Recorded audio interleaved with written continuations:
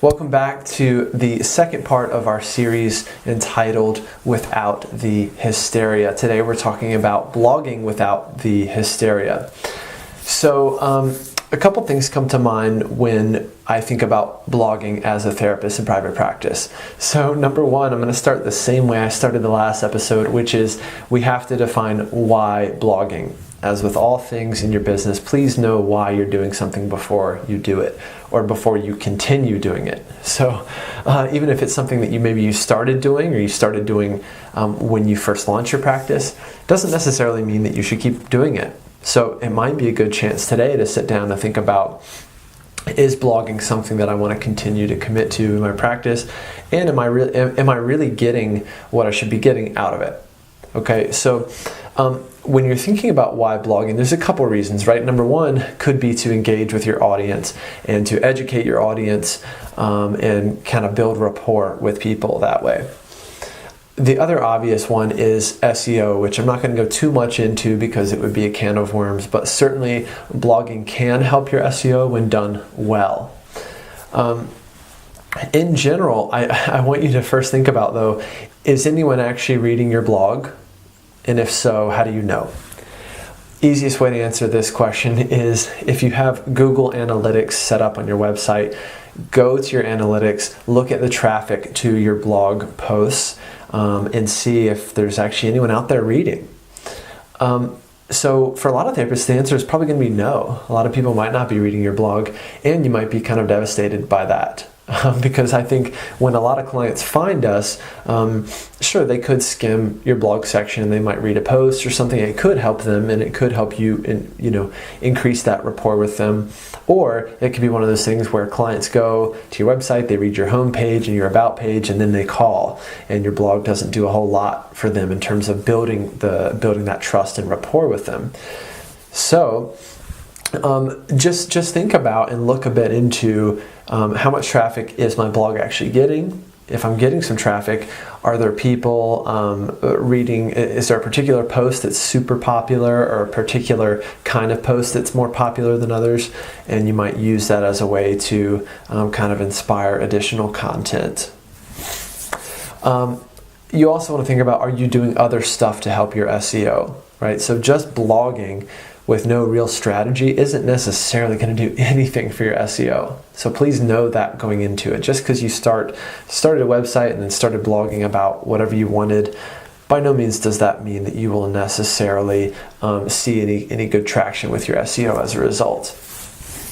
All right, so we've defined why blogging. You're making a decision here as to whether blogging is something you want to do or keep doing.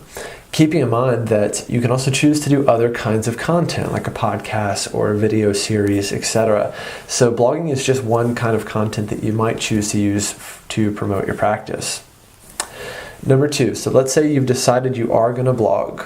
And if you are going to blog, obviously please do it consistently. So whether that's once a week or once a month, do it consistently so that the people who are reading can actually grow to expect it and trust that they're going to keep getting some good content from you on a regular basis. Number two, so if you've decided you're going to blog, then we want to spend a little bit of time defining your audience. So who are you actually writing to? If you work with a lot of kids, then you're probably writing to their parents. The parents are the ones who want the information, who are making the decision about choosing you as a therapist. So you're going to gear your blog posts toward being helpful to those parents. Parents might be your audience. If you see a lot of young adults like we do in my group practice, you might gear a lot of your blog posts around things that young adults might struggle with, like social media addiction or fear of missing out or whatever it is. So I think it's important to start by defining your audience, know who you're talking to before you just start writing. Number three, identify questions that your audience commonly asks. This is the same tactic we use for creating a lead magnet in the last episode when we talked about email marketing. But if you're getting stuck on topics, just think of some questions your audience commonly asks. So if it's a parent, ways to have your kids, engage better during dinner conversations or something like that. You might write a blog post about that. Or how to, keep your child busy and healthy during the summer, something like that. So I would just spend time brainstorming your topics first, create a list of those topics, and they can all tie back into questions that you feel like your audience commonly has, and just go from there. Number 4, create the skeleton of the blog post using clear headlines and bulleted lists. So that kind of pop psychology feel of a blog post is actually a really strong way to write. People are more likely to skim than they are to read every single word. So certainly bulleted lists that are very skimmable are going to be advantageous as opposed to really thick, large paragraphs. Number 5, include a very clear call to action. So if you're going to blog, then at the end of that blog post, please tell them what you want them to do next, whether it's to read another blog post or to download this PDF to get on your email list, or more likely to pick up the phone and call. So if it's a blog post about eating disorders, your call to action might be, call for a free consultation to see if we're the right people to help you with what you're struggling with.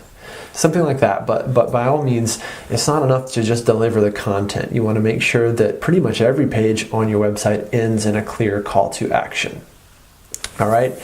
Number 6, and this is kind of a productivity tip, batch your writing and publishing and spend no more than about 30 minutes per post. Your posts should generally be at least 500 words, and you should have some that are closer to 1,000 words. Those might take a little more than 30 minutes, but again, if you're spending more than 30 minutes on a 500-word blog post, you probably shouldn't be blogging, right? I think you should probably either outsource or have someone in your practice do it, or again, just choose to do a different kind of content, right? That is entirely fine as well, but again, batch it together. So sit down and do all this stuff maybe once a month. You can write your 4 posts. You can, find the blog images for the posts, etc. And you can schedule them out to post, every Tuesday this month. I can't tell you how good this feels to get that stuff out of the way. It's the way that I work, the way that I put out most of my content, including my videos, my podcasts, etc. So when you do that, it really clears room to do a lot of other important stuff for your business that only you can do. So by all means, batch your content as much as humanly possible. All right. If you haven't done so already, head on over to privatepracticeworkshop.com. You can download the email marketing workshop absolutely free. And one more thing. I wanted to ask you all to submit your questions. I want to add a new element to the podcast, and I want to hear what questions you all have. So head on over to speakpipe.com/ppw. So that's speakpipe.com/ppw. You can submit an audio recorded question, and I'm actually going to be entering you in to win a free copyright coaching session with me as a result of submitting your question. So submit your question for a chance to get it answered on the podcast. So I'll actually play the audio of your question and then I'll answer it on the show, and you'll be entered in a chance to win a session with me. So please head on over and do that. I'll also include the link in the show notes, and we will take it from there. All right, I hope you have a great week. See you soon.